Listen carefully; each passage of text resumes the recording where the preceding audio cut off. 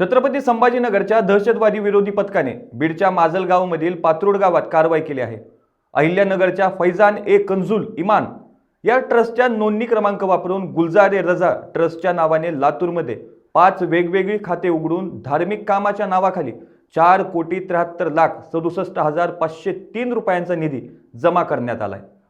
संबंधित रक्कम स्वतःच्या फायद्यासाठी वापरण्यात आल्याप्रकरणी छत्रपती संभाजीनगरच्या एटीएसने छापा मारत दोघांना ताब्यात घेतलंय। यामध्ये 4 जणांविरुद्ध माजलगाव पोलीस ठाण्यात गुन्हा दाखल केला आहे।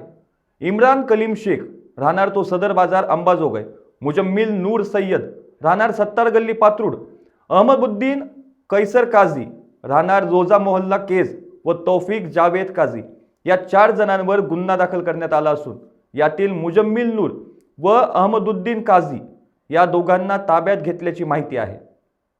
पात्रूडमध्ये गुलजार रजा या नावाच्या ट्रस्टची चुकीच्या पद्धतीने नोंदणी केल्याचे कागदपत्रांच्या आधारे आढळून आलं होतं।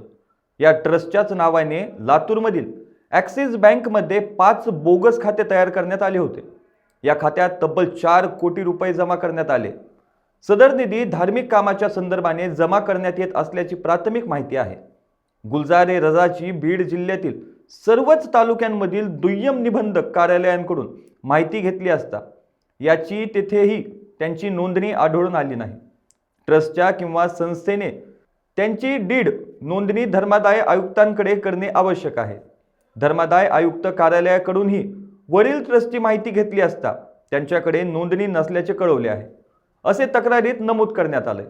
ज्यांच्या विरुद्ध गुन्हा दाखल आहे तो इम्रान शेख हा गुलजार रजा ट्रस्टचा अध्यक्ष, सय्यद मुजम्मिल तर हा उपाध्यक्ष, तर असमुद्दीन कैसर काझी हा सचिव तर तौफिक काझी याचा विश्वस्त म्हणून बँकेच्या खात्यांमध्ये नोंदणी असल्याची माहिती पुढे आली आहे।